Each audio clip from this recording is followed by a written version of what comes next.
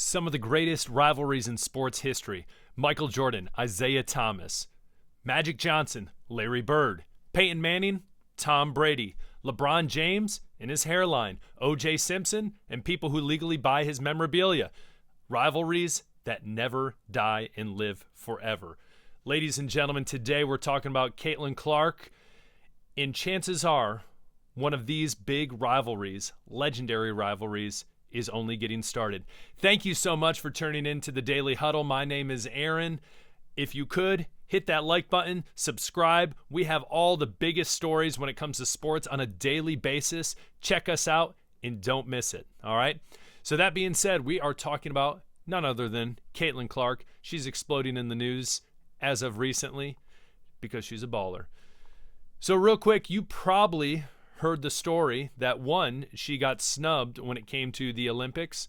That's been a hot topic. I'm sure it's going to be talked about still for time to come leading up to the Olympics, and definitely leading into the U.S. women's national team playing Team WNBA, which is going to be happening in the near future before the Olympics, prepping that Olympic team.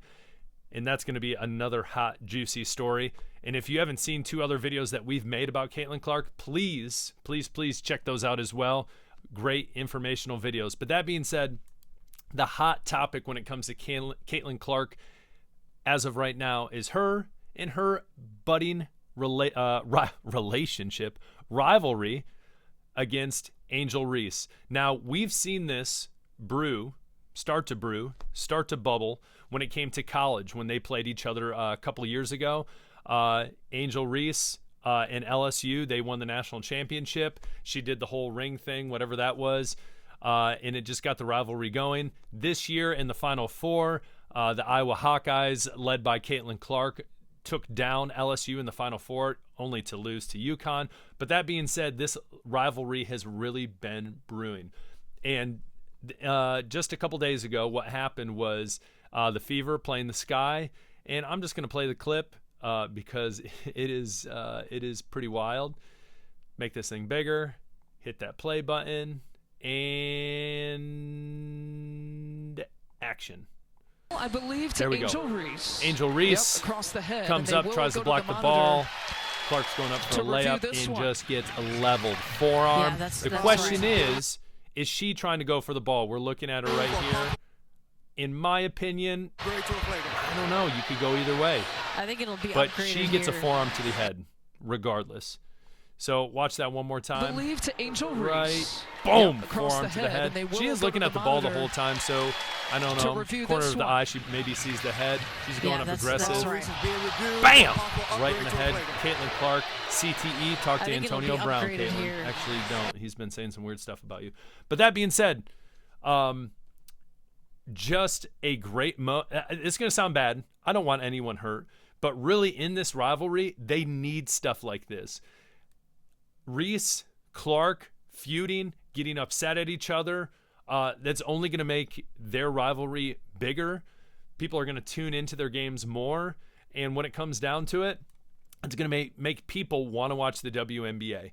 Still blows my mind that neither of these two players are on the U.S. women's national team. Angel Reese, I believe, is averaging a double-double at the moment as well. Caitlin Clark is putting up some great numbers as a rookie. She's averaging 16 points. I believe she's averaging 6 rebounds and as well 6 assists, which for playing on the worst team in the WNBA is pretty impressive. But in this game specifically, Caitlin Clark balled out, 23 points, 7 of 11 for shooting. It had added 8 rebounds and 9 assists. So talking about stepping up when you're playing a big-time rival, someone that has bested you in the past, being able to almost get a triple-double in that game, and especially after that play, being able to come back and say, you know what, I'm going to ball out. People are watching. Let's get this thing rolling.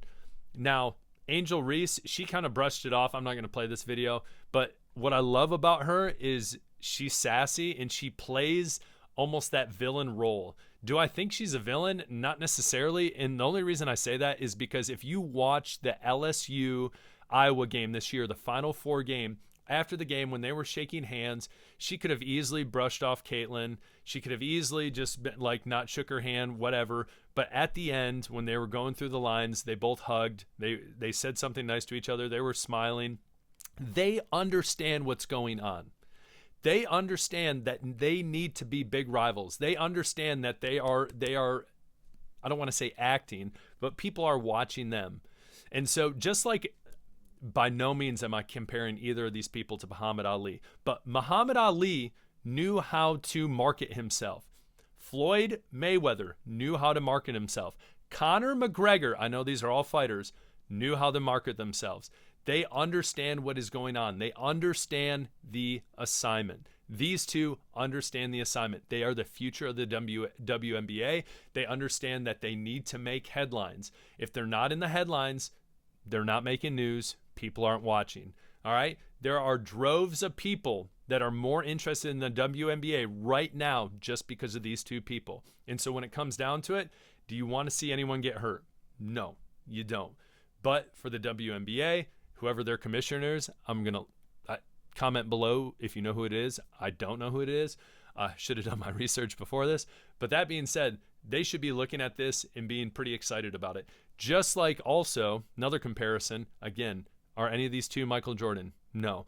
But you look at Michael Jordan playing against the bad boy Pistons, made headlines, people wanted to watch. People knew it was going to be an aggressive game, emotions were going to be flying, and things were going to happen. People wanted to tune in, all right? So again, this reiterates the fact of they are entertaining, they are making people watch.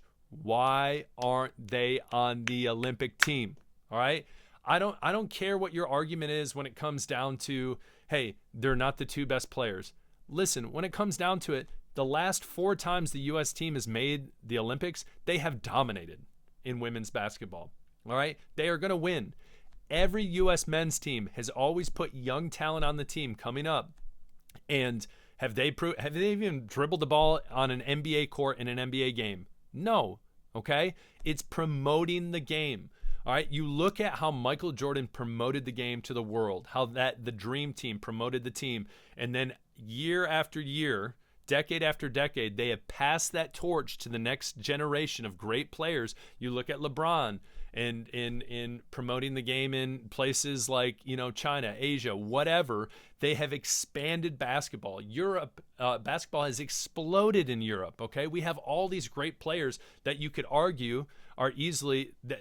You take all the best European players right now and put them against the best American players in Europe versus America, you could easily argue Europe's going to win that game.